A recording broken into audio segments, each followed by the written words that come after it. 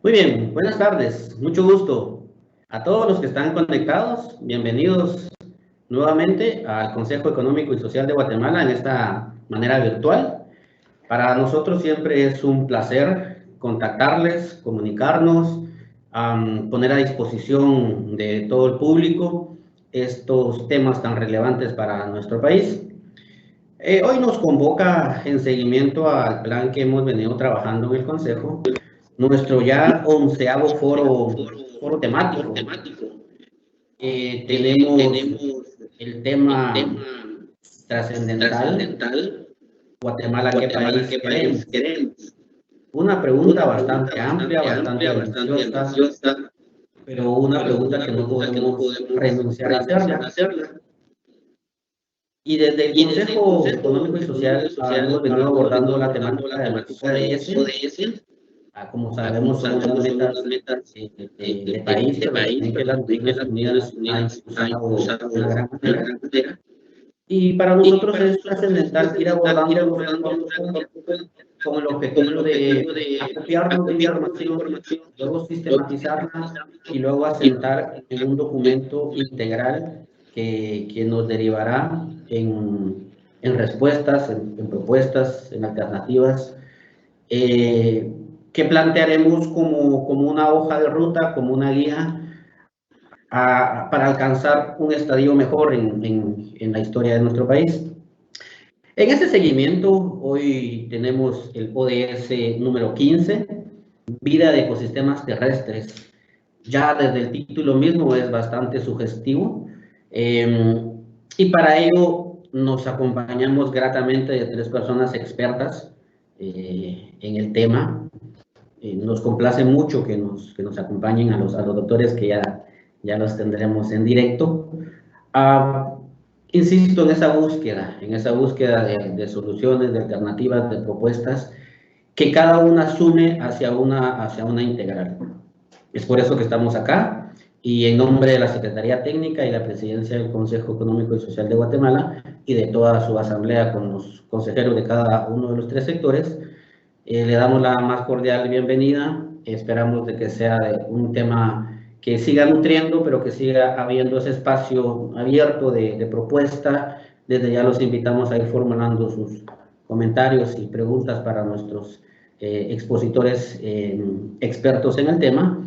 Así es que sin más, los dejo con las palabras institucionales de la Secretaría de Planificación de la Presidencia, SEGEPLAN.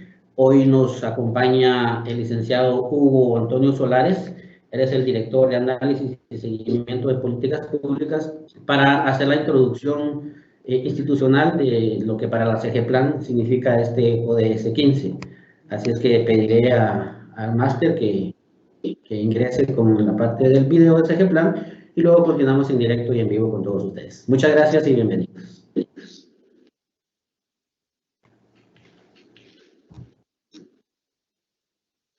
Muy buenos días. Mi nombre es Hugo Antonio Solares. Yo participo en esta actividad en representación de la Secretaría de Planificación y Programación de la Presidencia de la República, SEGEPLAN, y de su titular, la señora secretaria, licenciada Keila Gramajo. En esta ocasión me corresponde hacer referencia a los Objetivos de Desarrollo Sostenible, los ODS, que son 17, pero circunscribiéndome nada más a uno de ellos, que es el ODS 15, Vida de ecosistemas terrestres, que es un ODS eminentemente ambiental. El ODS 15 está vinculado a las prioridades nacionales de desarrollo, las PND, que son 10, pero concretamente a 2 de ellas. La prioridad nacional 3, que habla sobre el acceso al agua y gestión de los recursos naturales, y la prioridad nacional 6, que habla sobre el valor económico de los recursos naturales. En relación a las PND, las prioridades nacionales, a su vez están vinculadas a las metas estratégicas de desarrollo, las MED.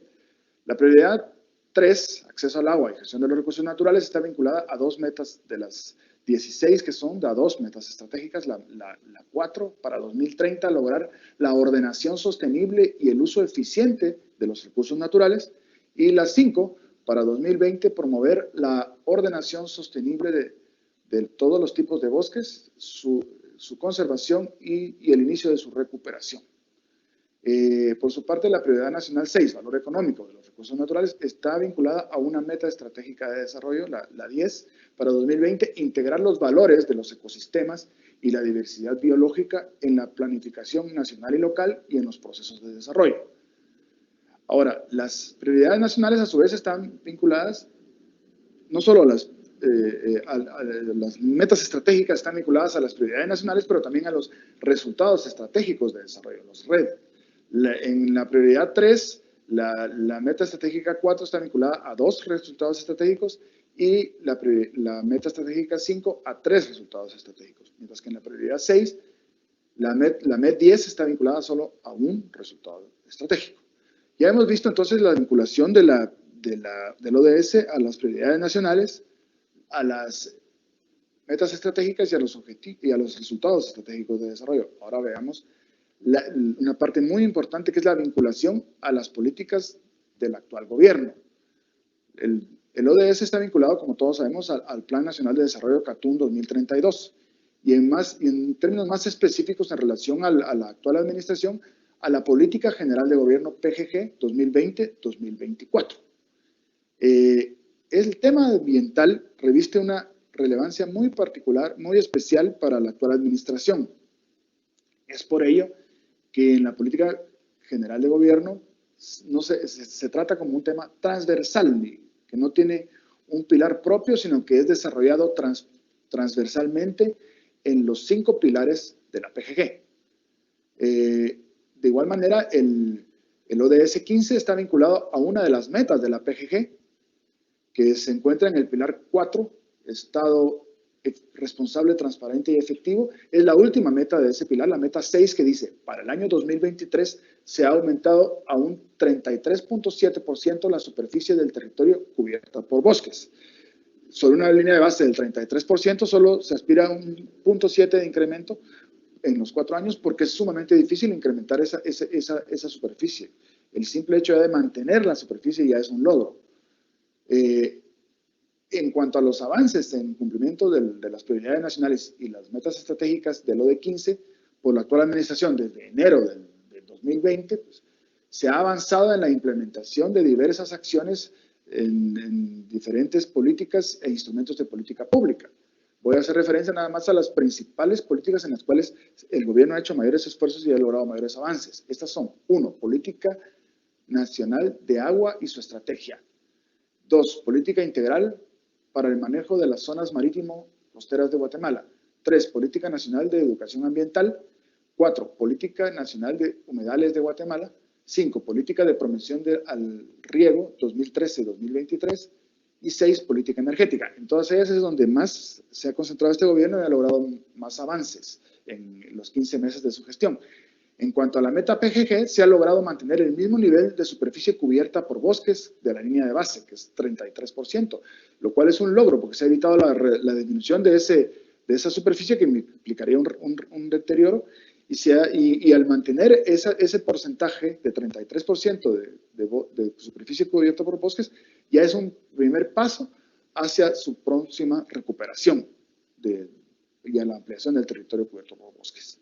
Y finalmente, pues, en relación a aspectos pendientes que se van a lograr en el corto plazo en la implementación de acciones para el logro del ODS 15, aspectos próximos a realizarse, tenemos, para empezar, la política marco para la gestión integrada de los recursos hídricos en Guatemala, la cual está en proceso esta política, y luego está la protección y conservación de las cuencas hidrográficas de la República de Guatemala. Aquí ya se dio el primer gran paso, como fue la aprobación del acuerdo gubernativo que promueve estas acciones, que fue aprobado en febrero de este año. Por último, a un nivel más específico, tenemos en el Ministerio de Ambiente y Recursos Naturales, MARN, está prevista la próxima creación del Viceministerio del Agua. Estas son a grandes rasgos las acciones que ha avanzado el gobierno y algunas otras que están próximas a realizarse. Es todo lo que puedo mencionar. Muchas gracias por su atención.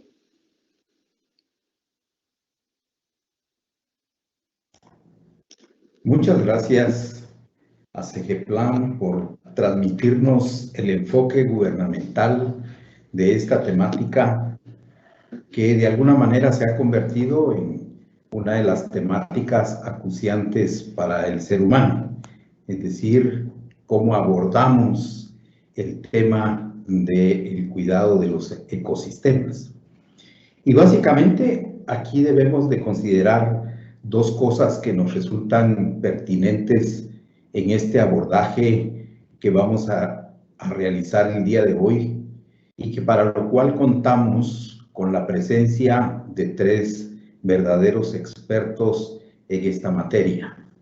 Por un lado, el doctor Juventino Gálvez, quien tiene bajo su responsabilidad la presentación central, la cual será comentada, ampliada y contrastada por profesionales de la talla del doctor Otoniel Monterroso y del doctor Juan Carlos Rosito. Decimos que es un tema de suyo profundo porque cuando el CES se ha propuesto responder a una pregunta como lo es Guatemala, ¿qué país queremos?, nos está invitando a reflexionar, a profundizar en las ideas de un futuro, considerando las distintas limitaciones en medio de la cual nos hemos desarrollado como sociedad. De ahí entonces que el éxito de atender los presupuestos planteados por los ODS se basa en gran medida en procesos efectivos de monitoreo, de revisión y de seguimiento. Y eso es lo que nuestros expertos van a realizar el día de hoy. Y si a ello le sumamos que esta temática de la atención a los ecosistemas y a la vida en el mundo de la relación hombre con la tierra, pues nos toma también en la circunstancia particular del brote de la enfermedad COVID-19, que obliga aún más a la necesidad de abordar las amenazas a los ecosistemas y la vida silvestre. Por ello es que reviste de mucha importancia este abordaje. Para dar inicio entonces a nuestro programa, me voy a permitir presentar al doctor Juventino Gálvez, que como todos sabemos es un ingeniero agrónomo en recursos naturales renovables, que cuenta con una maestría en gestión de recursos naturales y biodiversidad, y además es posgraduado en economía ecológica y cuenta con un doctorado en ciencias políticas y sociología por la Universidad Pontificia de Salamanca. El doctor Juventino Gálvez, en su larga vida profesional, se desempeñó como secretario ejecutivo del Consejo Nacional de Áreas Protegidas, CONAP, donde destaca el hecho de que, durante su gestión como tal, se cumplió con uno de los acuerdos de paz más tangible. Se trata del otorgamiento de al menos 100,000 hectáreas de tierra bajo concesión a grupos rurales organizados. El doctor Gálvez tiene el mérito de formar parte del grupo fundacional del Instituto de Investigación y Proyección sobre Ambiente Natural y Sociedad, IARNA, de la Universidad Landívar de Guatemala, donde en su momento se desempeñó como su director. En la Universidad Rafael Landívar ocupó el cargo de vicerrector de investigación y proyección de dicha casa de estudios y actualmente es investigador del IARNA URL y presidente de la Junta Directiva del Centro Agronómico Tropical de Investigación y Enseñanza CATI. Dejo con ustedes entonces al doctor Juventino Gálvez para su importante presentación.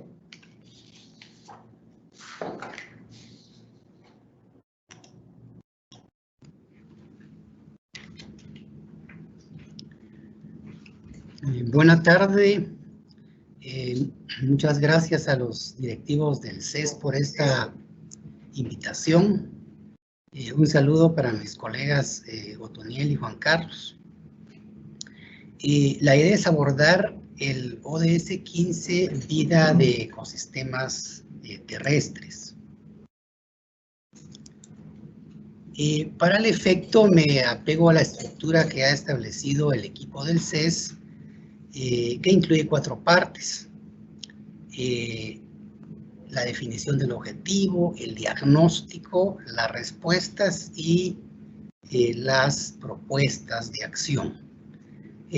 Yo pretendo que la presentación no dure más de 30-35 minutos y en cada una de las partes quiero enfocarme en algunos conceptos, datos e ideas ojalá provocadoras. Empiezo con la primera parte y aquí es oportuno recordar que los Objetivos de Desarrollo Sostenible se enfocan en dimensiones ligadas al bienestar general y son un marco de referencia que pretende nutrir un esfuerzo global con arraigo local a nivel de las naciones. Son complementarios, es decir, que su abordaje debe ser simultáneo o sistémico, no aislado o sectorial. Fueron lanzados en el año 2015. La adhesión al desafío de los ODS implica que las naciones buscarán que sus postulados y metas se vean reflejados en la planificación del bienestar de cada país, es decir, atendiendo a cada contexto. Habría que tratar de hacerlos vinculantes y para eso hay que conocer el estado de las cosas en cada ámbito, las brechas, los progresos y sobre todo hay que aplicar recursos financieros y organizar las capacidades para tal cosa. El objetivo 15, el que nos ocupa, se define en torno a la idea medular de asegurar la permanencia de los ecosistemas. Y aquí hago una breve reflexión. Se trata de la dimensión natural del mundo, porque no hay un mundo social y uno natural. Hay un solo mundo y partimos de la idea de que el ser humano es una especie que, al igual que otras, dependen de esta dimensión natural para ser viable. Hay que reconocer, por supuesto, que el ser humano tiene capacidades peculiares de conocimiento, de voluntad, de solidaridad y de responsabilidad. Y se espera, en consecuencia, que sea capaz de reconocer umbrales que al ser traspasados comprometen no solo su propia permanencia, sino que también la de las otras especies. Por eso este objetivo se centra en la gestión del conocido complejo suelo-atmósfera, vegetación, que es la clave para el despliegue de los ciclos vitales de nutrientes y el ciclo del agua que hacen posible la vida. El ecosistema es pues la unidad funcional de la vida y es también la unidad básica de lo que conocemos como ambiente natural desde la óptica humana. Con respecto al alcance, en su dimensión programática, el alcance de este objetivo está acotado por sus metas. En su dimensión más trascendente, es decir, en términos de impactos perecederos, el alcance tiene que ver con aspectos más profundos que luego retomo. Como ven, aquí algunas metas tienen plazos, ¿verdad? Recordemos que ya han transcurrido 5 años desde el lanzamiento de los ODS, ¿verdad? La primera tiene que ver con conservar y restaurar. La segunda con la gestión de los bosques, básicamente detener procesos de deterioro, restaurar, ampliar. La tercera se centra en tierras y suelos, básicamente detener degradación y restaurar. la cuarta en ecosistemas montañosos, que son particularmente frágiles y proveedores de servicios clave. La siguiente en la biodiversidad en sus 3 niveles, ¿verdad? Hábitat, poblaciones amenazadas especialmente.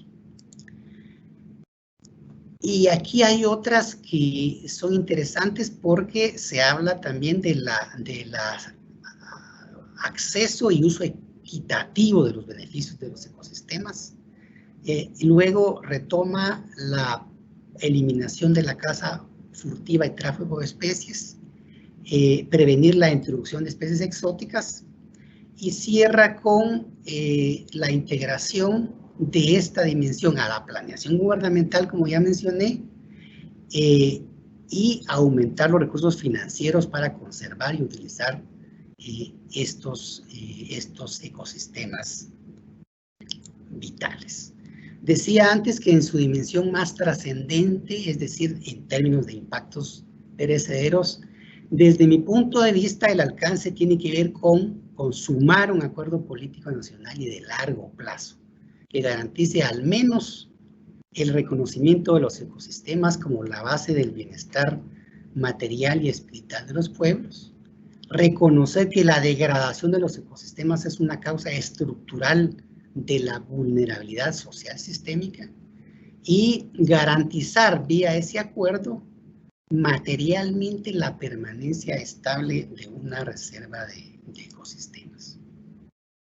Con respecto a la cohesión, no es extraño pensar que todos los objetivos operan de manera sinérgica en torno a la expectativa de mejorar sistemáticamente un país. Este objetivo, como se ve, está ligado de manera bastante directa al menos 9. Quizá es el objetivo que más vinculaciones tiene, y no es para menos porque pues estamos hablando, como dije antes, de la dimensión natural del mundo. O sea, ¿quién puede pensar en la viabilidad del bienestar sin bosques, sin agua o con tierras degradadas al extremo? Así que tiene que ver con el 1, relativo a pobreza, el 3, salud, 6, agua y saneamiento, 8, trabajo, economía, 9, industria, 11, ciudades sanas, 12, producción y consumo, 13, acción climática y 14, vida marina. Veamos algunos elementos del diagnóstico. Esta parte la voy a cubrir utilizando una combinación de ciertos datos, sin agobiarlos, por supuesto, con algunas ideas interpretativas orientadoras acerca de la situación de los ecosistemas. Aquí empiezo recordando que la diversidad de los ecosistemas en una determinada localidad biogeográfica es el reflejo de los rangos de ciertas variables de orden, digamos, biofísico. Suelos, historia y con su historia geológica, el clima, las altitudes, las pendientes y, por supuesto, las interacciones recíprocas entre las especies y su entorno. Para fines del análisis de este objetivo, es útil recordar el trabajo reciente de Yarna URL, que actualiza una clasificación de ecosistemas basada en el enfoque de zonas de vida.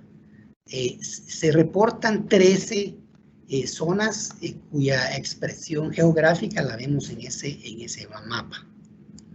Como ven, 2 de estas zonas alcanzan el 50% del territorio, es decir, el bosque húmedo tropical y el bosque seco tropical, y si agregamos una más, la del bosque húmedo premontano tropical, alcanzamos el 65% del territorio.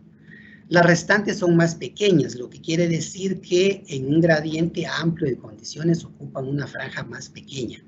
Se especializan ahí, digamos que son menos generalistas, por lo tanto son más frágiles. Antes de revisar el estado y dinámicas de estos ecosistemas, hay un punto de partida que me gustaría recordar y que tiene que ver con el uso del territorio. Este cuadro resume en grandes categorías la ocupación del territorio. Lo que quiero aquí hacer notar es que los usos ligados a la agricultura y ganadería ya han superado a los usos boscosos en el lustro anterior. Mientras que el primero tiende al alza, se estima que a la fecha ya supera un 40% de la superficie nacional, El segundo, el uso forestal tiende a la baja, sostenida. Menos del 33% se estima en este momento. Otros usos como el urbano se amplían y entran en conflicto, especialmente en los lugares donde los remanentes forestales ya son casi relictos. La carencia de ordenamiento en el uso del territorio que impide que se jerarquicen prioridades en cada caso particular es una constante. Sobre esa idea general, veamos entonces algo sobre la situación de cada ecosistema, siempre bajo un filtro bastante grueso.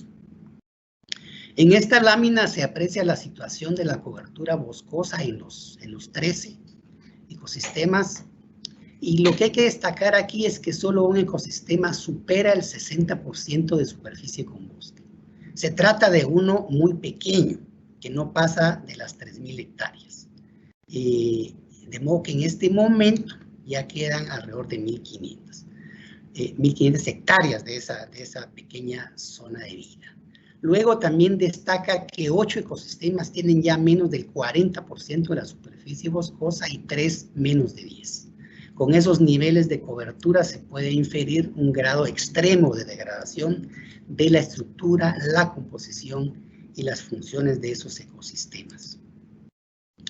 El estado de estos ecosistemas se corresponde, por supuesto, con los patrones y ritmos de deforestación. No tenemos hoy el espacio suficiente para analizar patrones, así que solo diré que estos se configuran alrededor de la demanda por espacio y por materiales, y se manifiestan ya sea por focos o por frentes de deforestación. Estos últimos, o sea, los frentes de deforestación, son los que empujan la frontera agropecuaria en los grandes remanentes de bosque, principalmente en la franja transversal del norte y Petén. En este cuadro hago notar que los niveles de deforestación bruta, que hasta 2016 se expresaron en el orden de las 123.000 hectáreas de pérdida anual, que equivale a una tasa de más del 3%. En las áreas protegidas se mantiene una deforestación de casi 40.000 hectáreas anuales, que equivale al 32% de la deforestación bruta nacional. Ahora bien, con respecto a la otra cara, es decir, la cara de la reforestación, tomemos nota que entre los años 1998 al 2019 se han alcanzado niveles promedio de 7.000 hectáreas anuales, con una inversión de 2.000 millones de quetzales en ese periodo. Creo que si no se logra el freno de la deforestación, los procesos de recuperación de cobertura tienen un impacto muy limitado en la pretensión global integral de mantener una reserva, digamos, socialmente deseable de ecosistemas arbolados. En esta imagen se puede apreciar la reducción sostenida de los ecosistemas desde la década de los 50 hasta 2016. Si ven el último mapa del año 2016, ahí están señalados lo que denominamos frentes de deforestación, donde la pérdida es masiva. Hay que señalar aquí también que solamente el 35% de los bosques remanentes pueden considerarse primarios, es decir, con muy bajas modificaciones de estructura, composición y funciones. El resto son bosques con diferentes grados de alteración. Para cerrar esta parte relativa a los ecosistemas boscosos, voy a referirme brevemente al efecto de la deforestación en la fragmentación y aislamiento de ecosistemas. Un ejercicio periódico que hace Yarna URL es analizar la deforestación en un grupo de áreas protegidas con categorías teóricamente muy restrictivas, es decir, destinadas a la conservación absoluta. Además de analizar la deforestación interna, también se analiza lo que pasa en cinturones de 1 y de 10 kilómetros de ancho alrededor de estas, y también en los denominados corredores. Si ven este cuadro, la deforestación en estas áreas va desde un 16% hasta 100%, o sea, hasta la pérdida total. Algunas, como Grutas de Lanquín, Laguna del Pino, han perdido totalmente la cobertura, otras están en porcentajes muy altos, como la Reserva Biológica San Román, o los monumentos Aguateca, Dos Pilas, o el biotopo Laguna del Tigre, Río Escondido. El promedio de deforestación para un primer grupo de 16 áreas es del 44%. Y para la lista total de 37, un promedio de 26%. Y en los cinturones de 1 kilómetro y de 10 kilómetros de ancho sucede lo mismo. Los niveles de deforestación pueden ser totales, y ahí aparecen los promedios de 30 y 35% y de 30% en los denominados corredores biológicos. Entonces, disminución y aislamiento sostenido de ecosistemas es lo que estamos viendo. Es el resultado de las dinámicas territoriales que dominan en este momento. Veamos algunos datos sobre las tierras. Generalmente la realidad de las dinámicas de la cobertura vegetal se refleja en el estado de conservación de las tierras. En este cuadro resumo un análisis de la intensidad de uso de la tierra. Este es un indicador que surge cuando se confronta la capacidad de uso, es decir, el máximo impacto que soporta un espacio, con el uso que actualmente tiene. Como ven, tenemos un 40% que se usa adecuadamente, pero hay una proporción similar de 39% del territorio que está sobreutilizado. También hay un 17% que está subutilizado, es decir, podría usarse más intensivamente según jerarquías de las políticas que las políticas públicas podrían establecer. Hay al menos 3 implicaciones en estos datos. Primero, se deduce que los espacios sobreutilizados debiesen tener cobertura forestal o al menos usos arbolados que en este momento no tienen. Segundo, que ese 39% sobreutilizado está en franco deterioro o en un estado de agotamiento que hace poco viables las posibilidades productivas no arboladas. Es decir, las actividades agrícolas sin el uso de prácticas y obras físicas de conservación de suelos no tienen, digamos, no son promisorias. El tercero es que, la tercera implicación es que tanto la agricultura de granos básicos como la agricultura de exportación están involucradas en el sobreuso de las tierras. Veamos estos datos que ayudan a ilustrar las implicaciones que señalé anteriormente. Se estima que en el país están activos cerca de 1 millón de productores agropecuarios, y los que desarrollan la actividad en escala pequeña es la mayoría, 92%. Estamos hablando de unos 5 millones de personas, entre productores y sus familias. Ocupan casi el 29% de la superficie agropecuaria nacional. Eso equivale a un 10-11% de todo el país. El hecho es que el 87% de esa actividad ocupa tierras en categoría sobreuso. Eso, como dije, implica serias dificultades para sostener la actividad. Lo crítico es que, aún así, cerca del 90% de la demanda de maíz que se consume en este país se produce ahí. Sabemos que estos suelos son pobres en materia orgánica y su capacidad productiva es definitivamente marginal. Por otro lado, la agricultura de exportación ocupa también un 31% de la superficie agropecuaria nacional, otro 11% del país. Se ubica, por supuesto, en las mejores tierras. Ahí se hace un uso intensivo de agroquímicos. Los eventos de cambio de uso de la tierra se mantienen y son los mayores usuarios de agua superficial y subterránea del país. Se estima que el 86% de la superficie de café y 54% de la caña de azúcar ocupa tierras en sobreuso.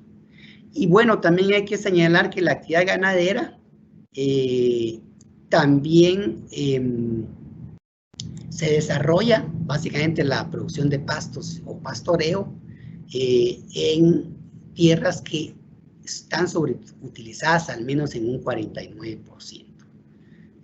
Hay que hacer notar que estas actividades son las principales fuentes de suelos erosionados y contaminantes químicos que alcanzan los cuerpos de agua continentales y las zonas marino-costeras.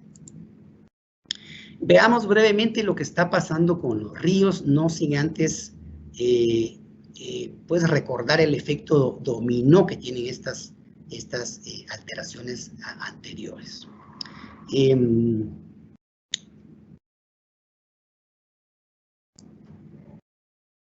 En esta muestra de 31 ríos, también bajo una metodología propuesta por IERNA URL, se hace una evaluación de la calidad integrando información de 5 ámbitos: materia orgánica, conductividad, turbidez, oxígeno, temperatura. Muestra esta gráfica una calidad general que se mueve entre mala y regular. Ninguno de los principales ríos analizados puede utilizarse para necesidades humanas, digamos higiene, recreación, riego, sin algún tipo de tratamiento según la demanda. Y en términos de contaminación microbiológica, ya son conocidos los reportes del Ministerio de Salud Pública que señalan la contaminación del 90% de las fuentes de agua superficiales. Y si hacemos un análisis de los ríos bajo la influencia de la región metropolitana, los resultados son mucho más dramáticos. En el caso de los lagos, lo que sucede con la muestra que vamos a analizar parece ser una tendencia general para estos ecosistemas de agua dulce, sobre todo aquellos que están ligados más directamente a los centros urbanos y los que están bajo la influencia directa de las actividades económicas, agrícolas e industriales. El estado trófico de los lagos está ligado a la carga de nutrientes, que hace sinergia con otros parámetros que afectan la calidad y las posibilidades de vida acuática característica. En esta síntesis que presento acá se hace referencia a 3 estados y algunas transiciones según el valor de los parámetros que aparecen del lado derecho, desde un estado oligotrófico deseable hasta uno menos deseable, que es el eutrófico. En este gradiente de estados, los parámetros se mueven de menos a más nutrientes, principalmente fósforo y nitrógeno, de menos a más concentración de algas, de más a menos transparencia, de más a menos oxígeno y de más a menos especies propias del ecosistema. Bajo esos criterios, veamos que el lago de Amatitlán, pues no es un secreto que está en un estado eutrófico avanzado. Atitlán y Petén Itzá están entre oligo y mesotrófico, y Zabal entre meso y eutrófico, es decir, entre intermedio y altamente contaminado. Ayarza intermedio, mesotrófico, y Huija en un estado eutrófico. Este esquema sintetiza la relación entre las actividades de la economía que mencioné antes, digamos, alteración de tierras, uso de vegetación, uso de tierras que contaminan cuerpos de agua. La industria, la agricultura, la ganadería, las plantaciones, las urbanizaciones, la construcción de caminos y las mismas actividades de los hogares, todas producen aguas residuales y desechos. Facilitan la escorrentía superficial y erosionan los suelos. Hago énfasis en esto, pues como decía antes, una aproximación al análisis del estado y la salud de los ecosistemas puede hacerse a través de la estructura y composición de las comunidades boscosas, pero también a través del análisis del estado de sus poblaciones, de las poblaciones que albergan,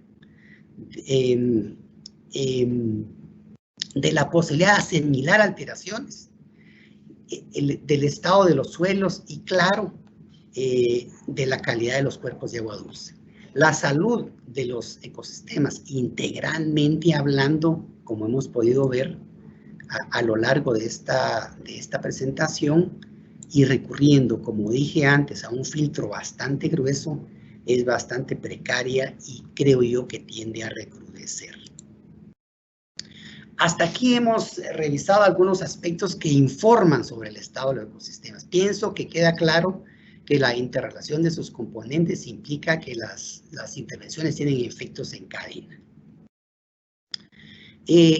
Y se puede inferir que el destrozo de los hábitats conduce a la reducción de poblaciones y extinción de especies en su estadio más dramático, digamos.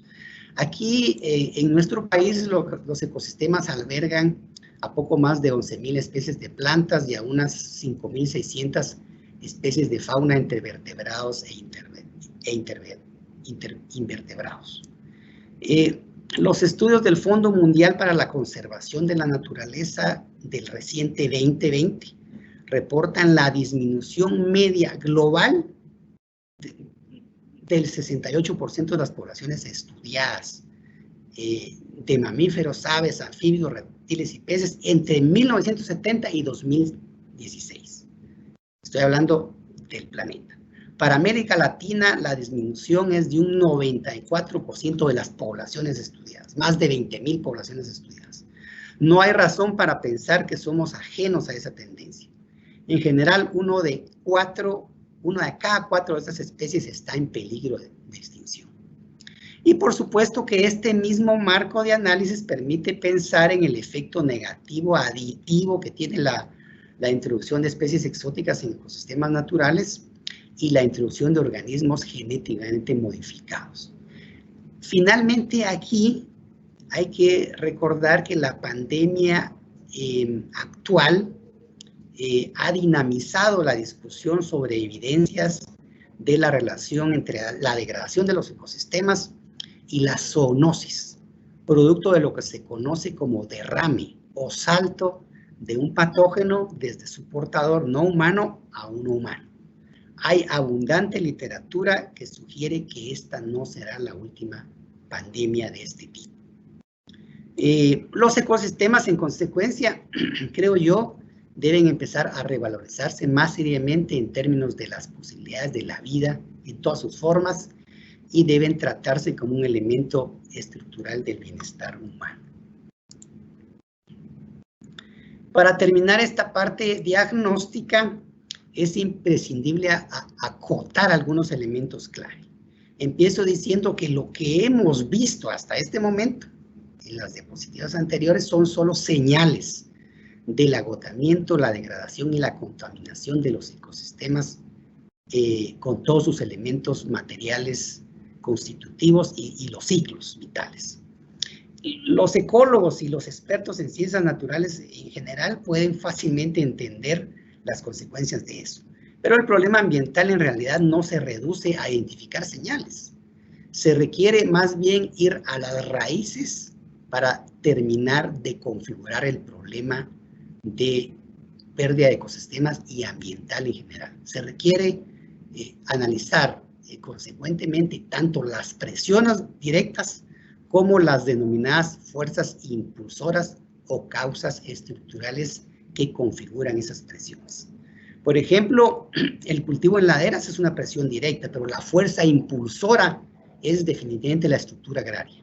La recolección de leña para fines domiciliares es una presión directa, pero la fuerza impulsora es la marginalidad socioeconómica que impide el acceso a una alternativa energética moderna.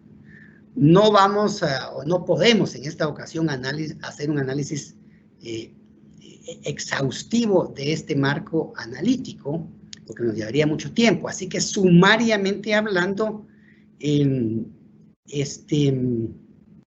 solamente les puedo decir que el problema de la degradación de los ecosistemas y del ambiente en general tiene que ver con estas dos cajitas que acabo de desplegar ahí. Es decir, con distintas fuentes de presión directa, derivadas tanto de la extracción como de la devolución de todo tipo de desechos, y diversas fuerzas impulsoras que tienen que ver con un modo de organizar la producción, controlar los activos naturales y construidos y responder al consumo, o más bien consumismo. Y que surge, por supuesto, de una particular correlación de poder político económico en un momento determinado que también moldea las instituciones. Así que el problema ambiental es esencialmente político-económico. En términos de impacto, decir, lo que está del lado derecho, hay que señalar, para cerrar, que esas relaciones afectan de tal manera a los ecosistemas que no solo explican la transgresión de límites planetarios como el calentamiento global, sino que la profunda vulnerabilidad social derivada de la reducción de los bienes naturales que frecuentemente constituyen el único o el último verdadero capital de que disponen las comunidades. Es decir, se trata de un verdadero círculo vicioso en el que se aporta esos impactos y al mismo tiempo se padece frente a ellos. Ahora vean la cajita arriba, la de respuestas institucionales. Aquí tan solo diré que las instituciones se concentran bajo una lógica esencialmente defensiva en la idea de frenar las presiones. Nunca van a las fuerzas impulsoras. Y con eso voy a la parte de respuestas, la parte tercera.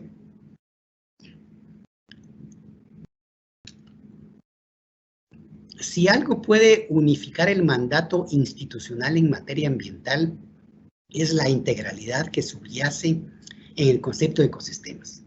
Así que no voy a empeñarme en hacer un listado de acciones atomizadas bajo el cuidado de estas entidades. Más bien quiero que analicemos breve y globalmente el andamiaje institucional a través de este esquema. Primero hay que recordar que la gestión ambiental en su sentido amplio tiene asidero tanto en la Constitución y tratados internacionales como en disposiciones de menor jerarquía, que es el triángulo de la derecha. La dispersión es amplia y en algunos ámbitos críticos la obsolescencia jurídica es de larga data, como se ha podido estudiar, por ejemplo, en el caso del agua y que favorece un uso anárquico. Segundo, al observar la gráfica de la izquierda podemos afirmar que la gestión de los ecosistemas y todos los componentes integrantes de estos están a cargo de un núcleo de instituciones con dedicación exclusiva bastante fácil de identificar. Se trata del Ministerio de Ambiente, del Consejo Nacional de las Protegidas y del Instituto Nacional de Bosque. Y también aquí en este núcleo están las autoridades de Cuenca, estas últimas en su mayoría con presencias casi simbólicas. En el segundo anillo de la figura con signo de entidades que tienen responsabilidad parcial en algunos aspectos de la gestión de ecosistemas y del ambiente en general. El rol del Ministerio de Agricultura con respecto a las tierras en este círculo es clave. El punto que hay que destacar aquí es que este núcleo de entidades opera repartiéndose un presupuesto público que no va más allá del 0.8% del PIB en promedio en el último lustro, o bien el 0.5% del presupuesto público para el año 2020. Y casi el 65% se utiliza para funcionamiento, de modo que las inversiones son prácticamente nulas. Con esas limitaciones ilógicas de gestión, la capacidad de respuesta es limitada, circunscribiéndose a acciones esencialmente de contención y yo diría sin éxito a juzgar por el estado de los ecosistemas que hemos revisado solo en algunas dimensiones. El Ministerio de Ambiente prácticamente no tiene capacidades ejecutivas, a no ser por algunos proyectos que están bajo su tutela, con tiempos y escalas acotados. Y su rol rector no es ejercido, pues no tiene el talante suficiente para delimitar las actuaciones, ni de otros ministerios, ni de actores económicos. Y no digo que esto sea una cuestión de ahora, siempre ha sido así, aunque es cierto que la degradación de las instituciones públicas ha sido incremental. En lo que al Consejo de Áreas Protegidas concierne, ya hemos visto los datos de deforestación que se registran al interior del SIGAP.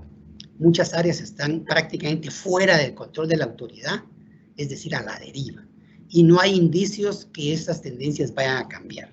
En una reciente evaluación de la efectividad de manejo de 36 áreas protegidas, solamente 7 muestran un manejo satisfactorio. Por eso es preciso que se reevalúe seriamente el esquema de áreas protegidas para evitar que la tendencia que traemos termine consumándose con todos sus vicios en los remanentes que quedan. Habrá que extraer lecciones susceptibles de réplica en algunos casos exitosos y que tienen en común la participación de grupos organizados que trabajan en alianza con la autoridad pública, tal como lo patentiza la iniciativa de concesiones comunitarias en Petén o las iniciativas de parques regionales, municipalidades, parcialidades o bosques comunales en varios lugares del altiplano y del oriente del país.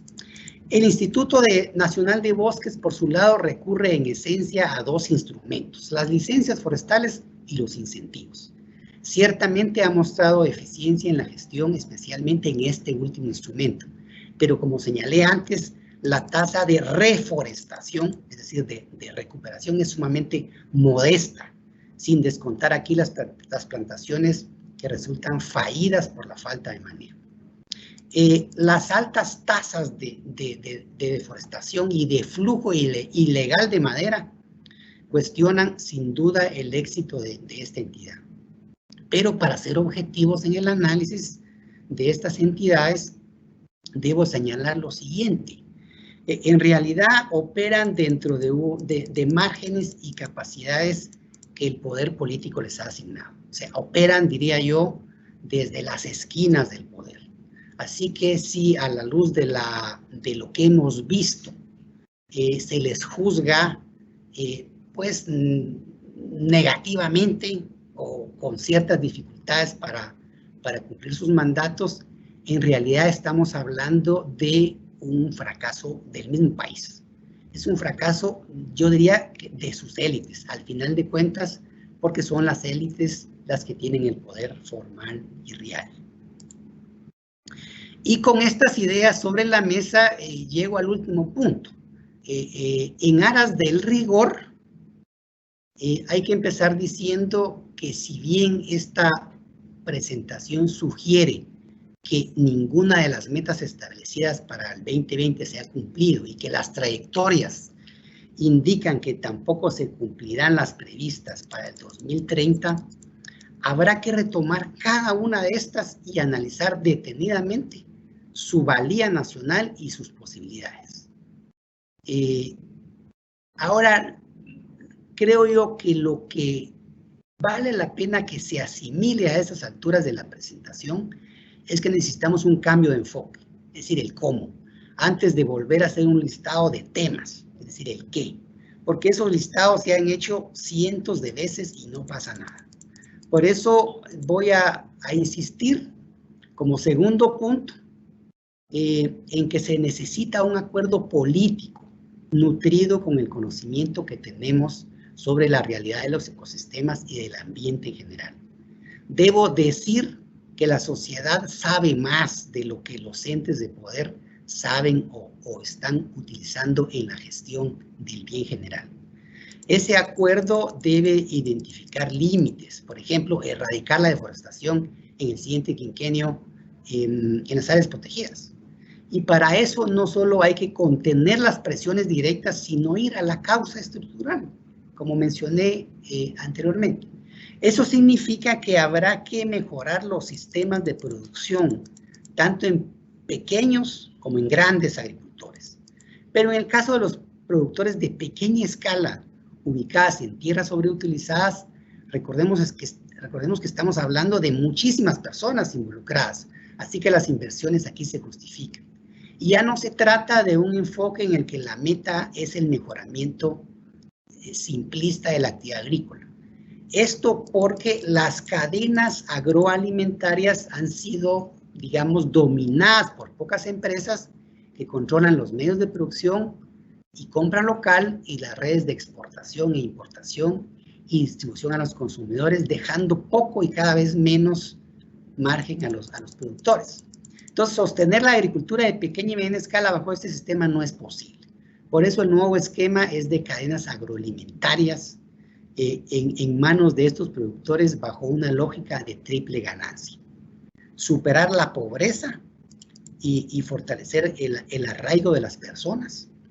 Aportar alimentos a los mercados nacionales y regional, digamos centroamericano al menos. Y, por supuesto, restaurar y conservar las tierras.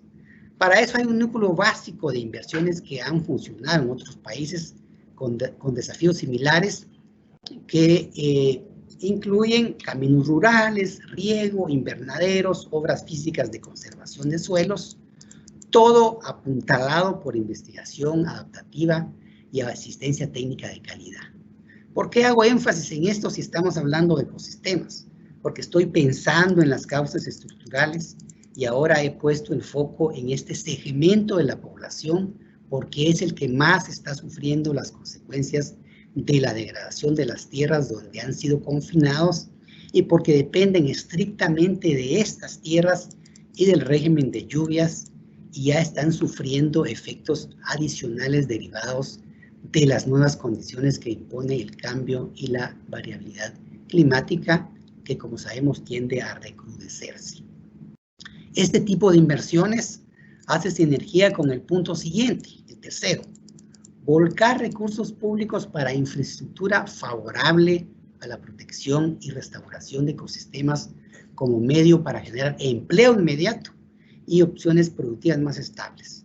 Pongo como ejemplo obras físicas de diferente tamaño en diferentes territorios para el almacenamiento masivo de agua y distribución. Por supuesto que es necesaria una ley de aguas, pero se habla tanto del instrumento como fin último de las cosas, olvidando que lo que importa es acometer los desafíos del agua con inversiones, y esas se pueden hacer inmediatamente en la medida que políticamente se priorice. De igual manera, la infraestructura turística para asegurar condiciones verdaderamente atractivas para que la gente se vuelque hacia la diversidad de opciones que tiene el país. Y no voy a dejar de lado la necesidad de ir a la fuente de contaminación de cuerpos de agua. Y para eso hay que empezar a desarrollar verdaderos trenes de aseo en todos los municipios y asegurar que los sistemas de conducción de los efluentes no lleguen a los cauces de ríos y a los lagos. Sin extenderme tanto más, quiero señalar que es necesario en este punto 4 hacer inversiones extraordinarias para estabilizar y relanzar el sistema de áreas protegidas bajo la lógica que es más barato mantener que reponer. Y esto lo demuestra las inversiones que hemos hecho en reforestación que mencioné hace un momento. El SIGAP debe de gestionarse como la última, SIGAP, Sistema de Áreas Protegidas, debe gestionarse como la última reserva de ecosistemas que son necesarios para apuntalar una estrategia de adaptación al cambio climático. La estabilización solo será posible si se atiendan las causas estructurales citadas y si se dota de capacidades razonables de gestión a los administradores de las áreas, quienes tendrán que revalorizar y ampliar los modelos colaborativos con las poblaciones que están dentro y alrededor de esas áreas. Tengo que mencionar también, por el impulso que tiene en la deforestación, la necesidad de controlar la ilegalidad en el flujo de productos forestales, desmantelando las capacidades instaladas que impulsan la oferta ilegal. Se precisa también explicitar la Estrategia Nacional de Adaptación al Cambio Climático, precisar allí el valor de los ecosistemas y priorizar inversiones en sitios estratégicos para reducir la vulnerabilidad sistémica. Finalmente, quiero recordar que los ODS se lanzaron antes de la pandemia y que los desafíos previos ahora son más profundos. Antes de caer en la tentación de ampliar la degradación, ojalá seamos sensibles y capaces de entender el valor que tiene la infraestructura pública y los ecosistemas deben de asumirse en ese sentido. Y sin entrar en escenarios catastróficos, ya lo mencioné, pero tengo que decir nuevamente que la evidencia es suficiente como para indicar que la pregunta no es si enfrentaremos una nueva pandemia, la pregunta es cuándo. Muchas gracias por su paciencia.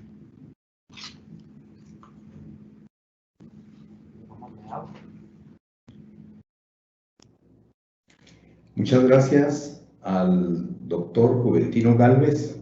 Efectivamente, como hemos podido apreciar, se trata de una dinámica política y económica que lleva entonces a unas condiciones que evidentemente deben de ser tratadas, que deben de ser abordadas con la rigurosidad necesaria y suficiente. Quiero invitar a los participantes en este evento para que vayan formulando sus preguntas, sus inquietudes. Estas pueden ser anotadas a través del chat que ofrece la plataforma Teams y nosotros se las estaremos trasladando esas inquietudes a cada uno de nuestros participantes. Para continuar con este ejercicio y con el propósito fundamental de contrastar y profundizar en la temática, a continuación tendremos la intervención del doctor Otoniel Monterroso Rivas. Él es graduado de ingeniero agrónomo en la Universidad Autónoma Metropolitana de México. Cuenta con una maestría en economía agrícola por la Universidad de Londres y es doctor en agroforestería tropical por el Centro Agronómico Tropical de Investigación y Enseñanza CATIE en Costa Rica.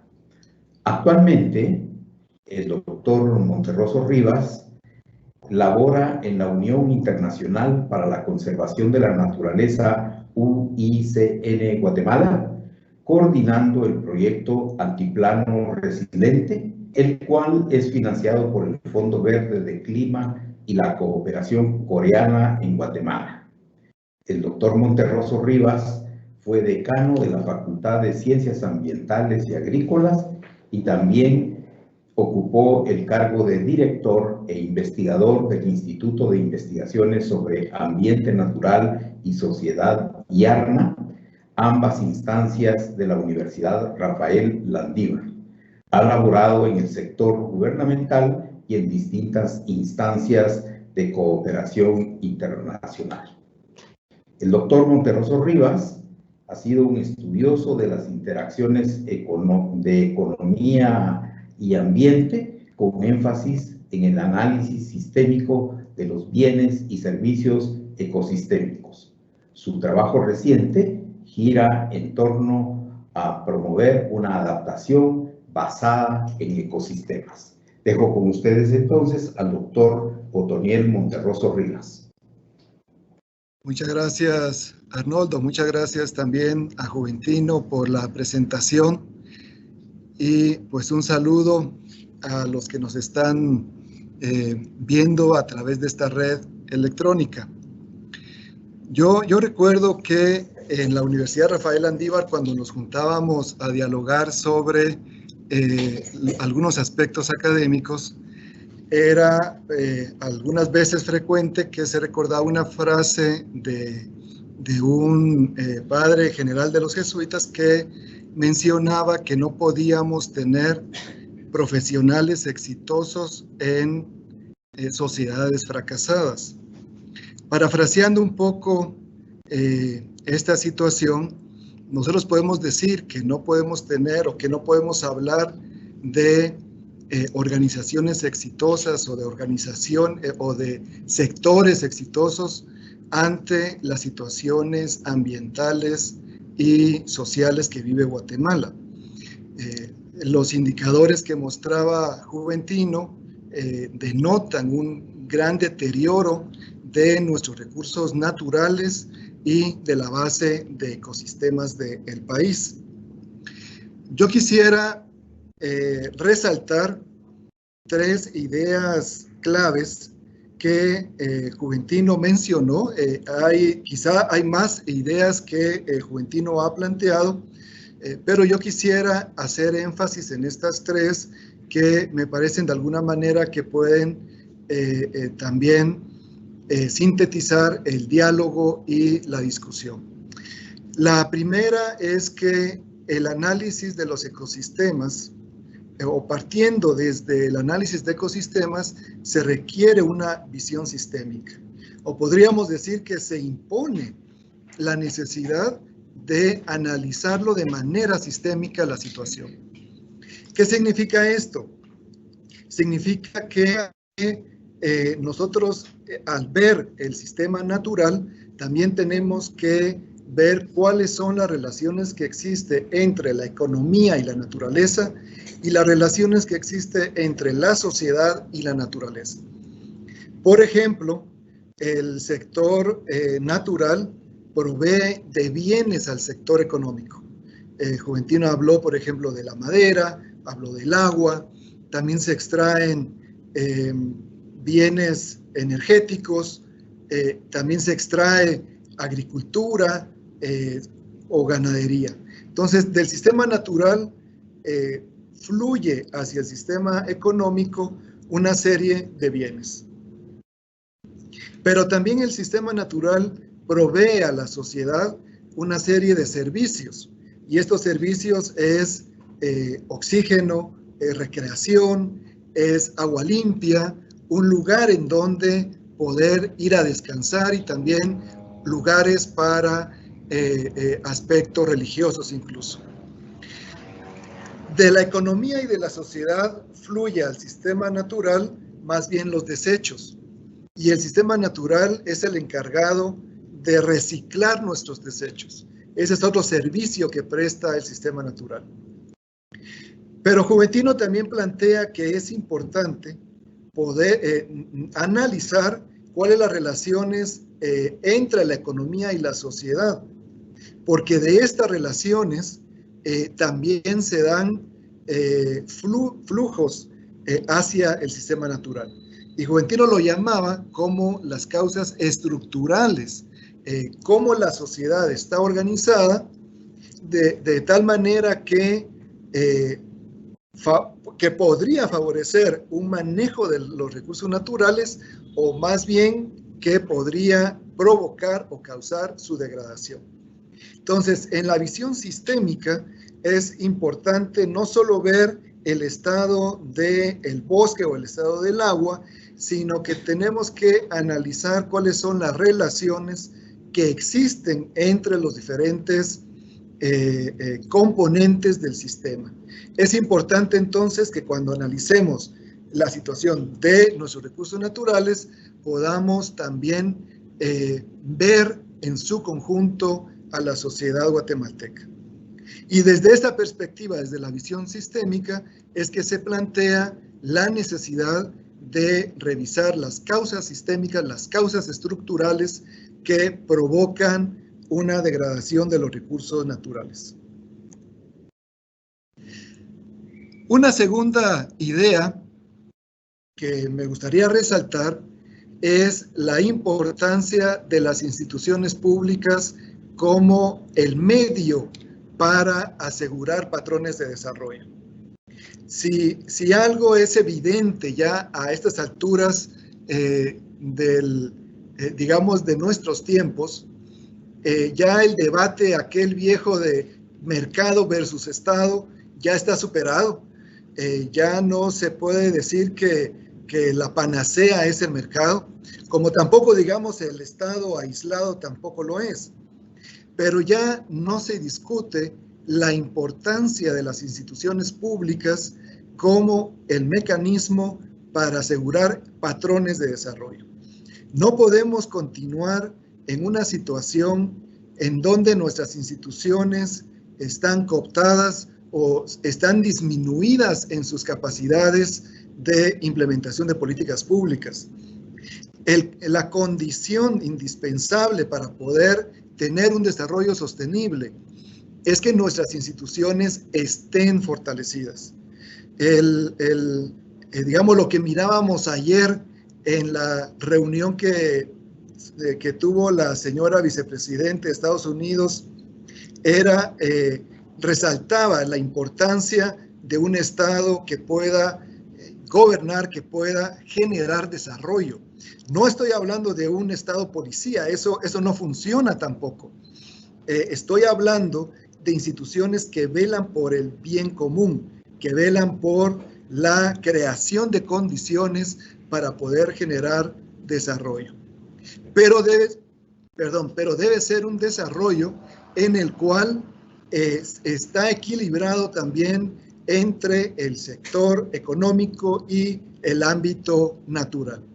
Entonces, uno de los elementos, pues el segundo elemento importante es que las acciones aisladas, las acciones individuales o las acciones de pequeños grupos no son suficientes para encontrar estos patrones de desarrollo. Necesitamos instituciones públicas no cooptadas, no cohibidas, no restringidas en su accionar.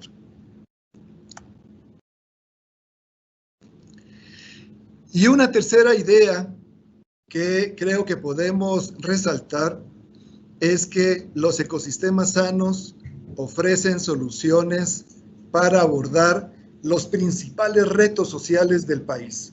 Estos problemas, por ejemplo, siendo el cambio climático, la seguridad alimentaria, la seguridad de agua, evitar desastres naturales, etc. La base natural es la fuente de estas soluciones. Por ejemplo, si nosotros vemos cuál es el principal patrimonio de Centroamérica y en especial de Guatemala, podemos ver que nuestro patrimonio natural se basa en nuestros ecosistemas. Por ejemplo, hay países que son muy ricos en petróleo, por ejemplo, Venezuela o México, los países árabes, en el que su base es el petróleo. Hay otros países cuya base son los materiales, los metales. Por ejemplo, Perú es rico en oro y en plata, pero nuestra base, la riqueza de Centroamérica, está dada en los ecosistemas. Y estos ecosistemas, la ventaja que tienen es que se pueden manejar de manera sostenible. Sin embargo, las estadísticas que mostraba Juventino, más bien estamos manejando nuestros ecosistemas como si se tratase de bienes perecederos. La estadística que mostraba con los mapas de la cobertura forestal, en donde se ha venido hacia abajo esta cobertura, es evidente. Siendo que nuestros ecosistemas es la base del desarrollo, entonces tenemos que lograr las pautas de política pública que nos permitan un manejo adecuado. Y Juventino planteaba que esta base puede encontrarse a través de una propuesta, una visión, digamos, que convoque a los sectores con la finalidad de asegurar un mantenimiento de nuestra base natural basada en lo forestal, basada en nuestros ecosistemas. Yo me quedaría con estas tres ideas básicas, Arnoldo. Muchas gracias. Gracias, Otoniel, por tan relevante acotación a la ya nutrida información que nos compartía Juventino en su exposición. Para dar seguimiento a estos abordajes, me voy a permitir presentar al doctor Juan Carlos Rosito Monzón. Él es un ingeniero agrónomo en recursos naturales renovables por la Facultad de Agronomía de la Universidad de San Carlos de Guatemala. Y además tiene un doctorado con especialización en ecohidrología por la Facultad de Ciencias de la Universidad de Alicante, España. El doctor Rosito Monzón es director del Complejo Tecnológico de la Universidad Rafael Landívar de Guatemala, el TEC Landívar. A su vez, ha laborado para el IARNA, donde ha sido investigador, y además tiene amplia experiencia docente tanto en la Universidad de San Carlos de Guatemala como en la Universidad Rafael Landívar, en diversos cursos, especialmente climatología, manejo de cuencas, gestión del paisaje y ecología verde. Conozcamos entonces cuál es el enfoque que tiene el doctor Rosito desde el marco de su especialidad. Adelante, doctor, por favor. Muchas gracias, Arnoldo. En primer lugar, quisiera comenzar agradeciendo el privilegio de atender esta disertación. Es importante reconocer el alto nivel de conocimiento muy bien conducido por el doctor Gálvez. Desde la estructura de la presentación, en donde se abordaron definiciones fundamentales, como él lo definió, del mundo natural, se presentó un diagnóstico en donde se hizo evidente las señales de agotamiento de los recursos naturales y de los ecosistemas. Asimismo, se presentaron respuestas institucionales y de la sociedad que se pueden resumir en que actualmente no se están atendiendo adecuadamente las fuerzas impulsoras, las causas estructurales que nos llevan a la problemática actual. Es decir, la capacidad de respuesta como sociedad ante una catástrofe socioambiental han sido muy limitadas.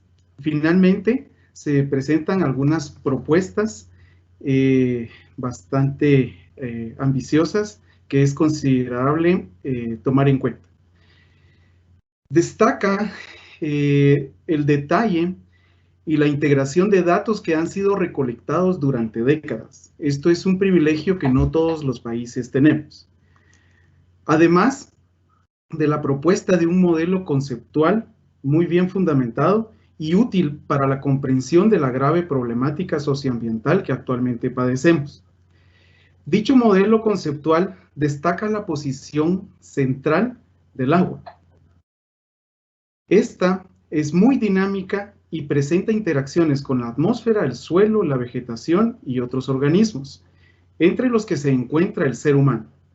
Quedó muy claro que para abordar adecuadamente el análisis de los ecosistemas y de los recursos hídricos, no se trata de estudiar algo externo aparte de la sociedad.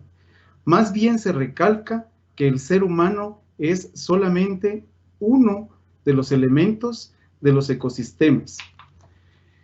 Tal como dicen ya muchos científicos e incluso el Papa Francisco lo aborda en su encíclica Laudato Si, al afirmar lo siguiente: no hay dos crisis separadas, una ambiental y otra social, sino una sola y compleja crisis socioecológica.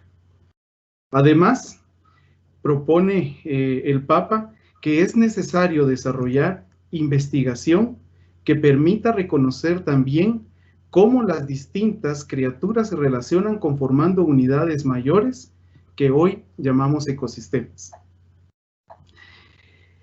Bajo este esquema, es interesante cómo el doctor Gálvez profundiza sobre estos elementos y los va reforzando a lo largo de la presentación.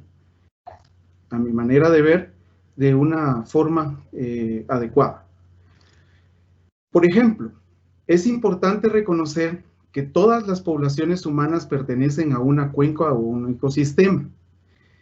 En tal sentido, sus acciones colectivas generan consecuencias directas sobre el medio. Dependiendo de los impactos sobre los ecosistemas existentes, se puede desencadenar un aumento o disminución significativa de la calidad de vida de la población. Es destacable que muchas veces soluciones aisladas de baja envergadura o simplemente la inacción son una parte importante del problema. Lo anterior abre paso a la presentación de los alcances mínimos deseables que conlleva la gestión adecuada de los ecosistemas. Se define la declaración de los ecosistemas como la base del bienestar humano. Se logra definir que la degradación de los mismos son una causa estructural de la vulnerabilidad social. Y derivado de lo anterior, se propone privilegiar la permanencia estable de una reserva de ecosistemas. Para validar la importancia de estos alcances planteados, basta con observar cómo la degradación de los ecosistemas puede exacerbar los efectos del clima, a tal grado que algo que normalmente es beneficioso para la humanidad puede convertirse en un riesgo y altamente dañino.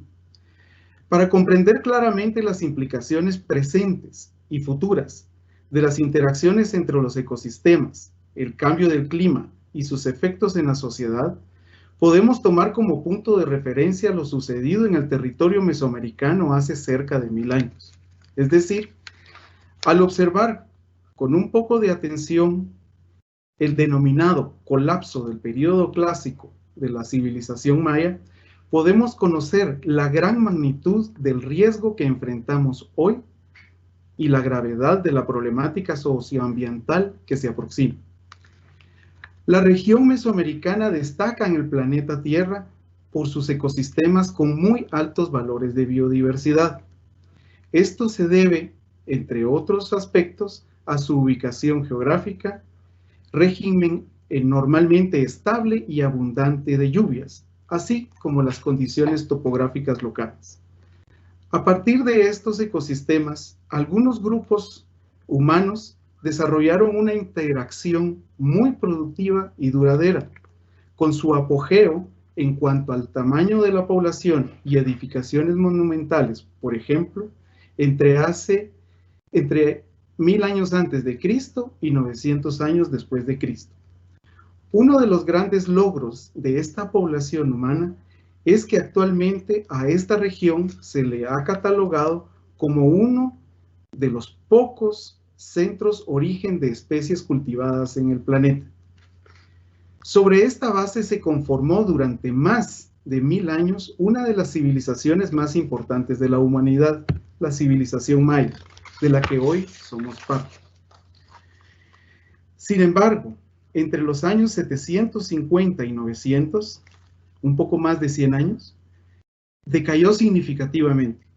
De acuerdo a la mejor información científica disponible en la actualidad, se sugiere que a pesar del grado de desarrollo alcanzado, esta sociedad colapsó, principalmente vinculado a 3 aspectos: la participación humana en el agotamiento de los ecosistemas, especialmente los recursos de suelo y agua, graves conflictos sociales y enfrentar una inestabilidad climática especialmente evidenciada con la recurrencia de fuertes sequías.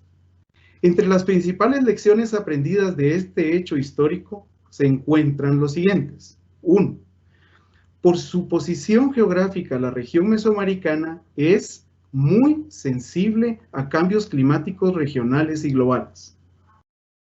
Recientemente, Georgi afirmó que derivado del calentamiento global, Centroamérica es una de las regiones del planeta que más cambios en el clima enfrenta y enfrentará en un futuro próximo.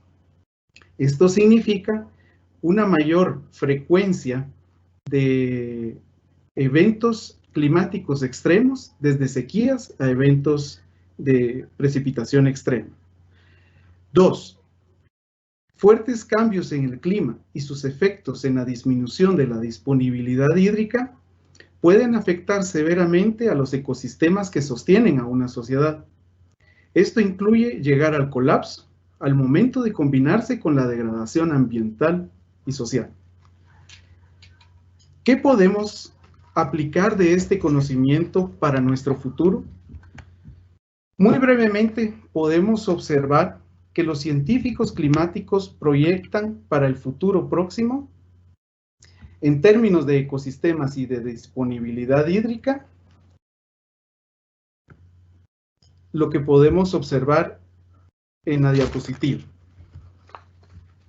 Como Juventino mencionó, actualmente, alrededor del año 2000, tenemos un 75% de la cobertura nacional con ecosistemas que se denominan excedentarios de recursos hídricos. Estos son los que están indicados en colores verde claro hasta verde oscuro y azul, siendo azul los de mayor producción hídrica. Por otro lado, tenemos los ecosistemas deficitarios de recursos hídricos, es decir, en donde la vegetación consume la precipitación anual. Para el año 2000, evidenciamos que en Guatemala existía aproximadamente el 75% de la cobertura con ecosistemas excedentarios de agua y tenemos un 25% de ecosistemas deficitarios de agua. Esto hace suponer que somos un país afortunado por la cantidad de recursos hídricos que tenemos. Sin embargo, las proyecciones del clima hacia el futuro hacen suponer que estas proporciones para el año 2080 se revertirán. Es decir, contaremos únicamente con el 25% de la cobertura nacional con ecosistemas excedentarios de agua y el 75% no serán capaces de producir agua, es decir, de recargar agua en acuíferos o la generación de fuentes superficiales de agua. Podemos ver que ya en el corto plazo tendremos déficit importantes de recursos hídricos. Esto es un problema central para la sociedad.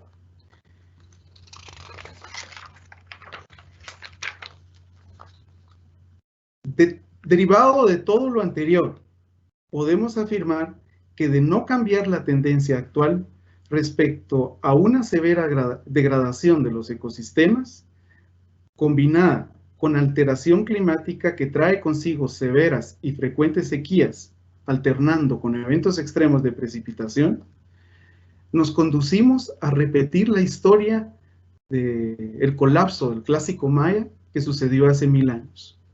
Todo parece indicar que nos dirigimos hacia ese escenario.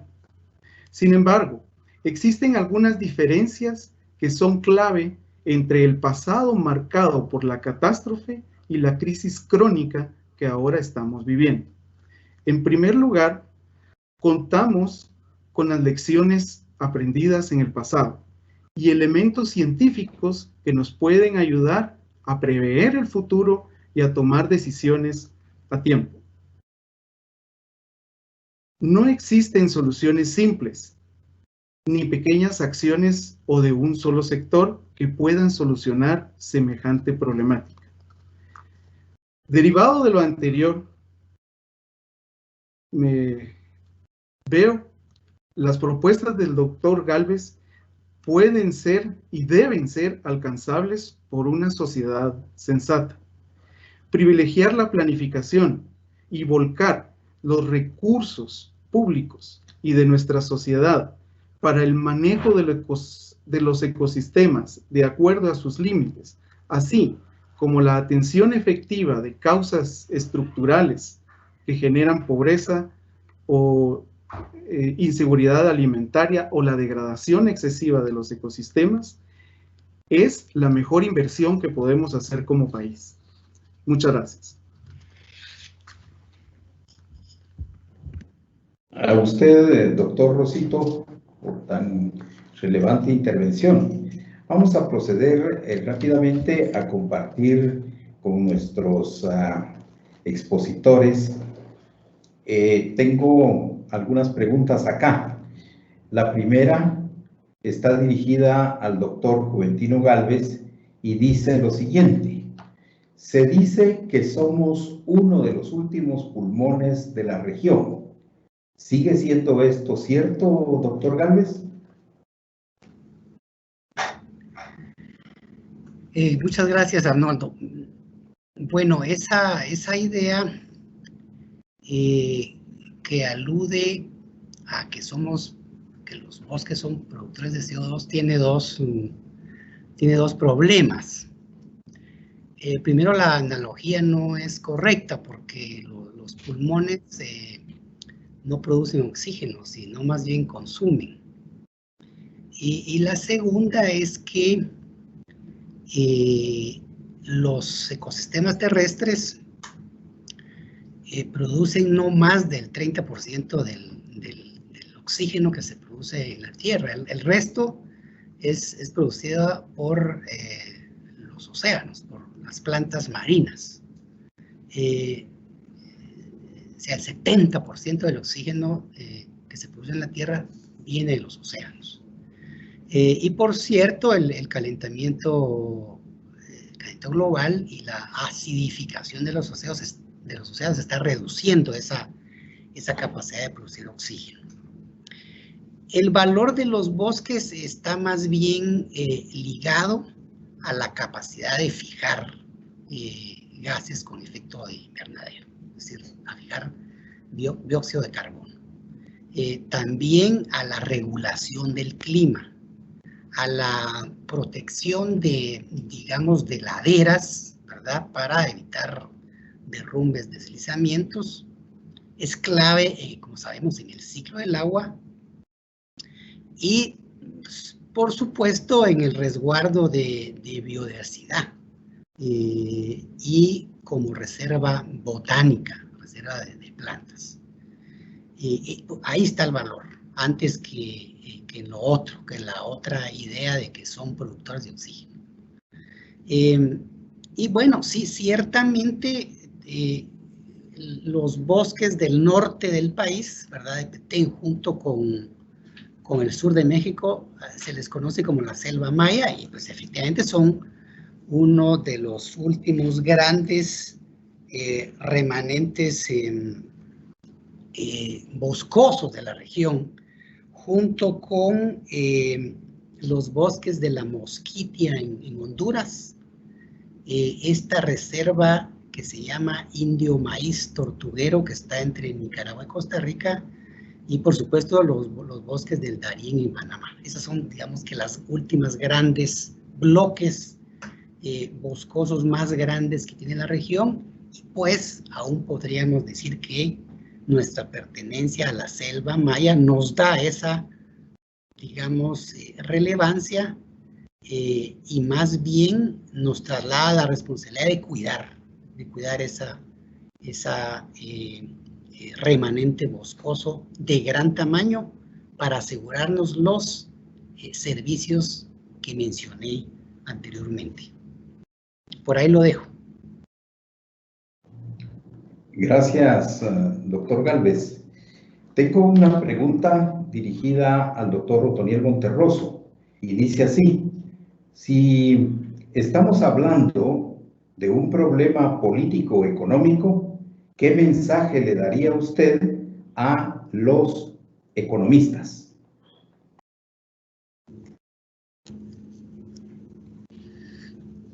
Estamos hablando de un problema político, social, económico, natural, ético. En realidad, el problema ambiental es un problema que atañe a toda la sociedad. Lo que tenemos que encontrar son aquellas vías o aquellos sistemas que promueven una interacción positiva entre la sociedad y la naturaleza. Y estas vías son posibles. Es decir, el sector económico no está sentenciado a ser un degradador del sistema natural siempre, sino que podría también vincularse a aquellos sistemas productivos que generan mayor sostenibilidad.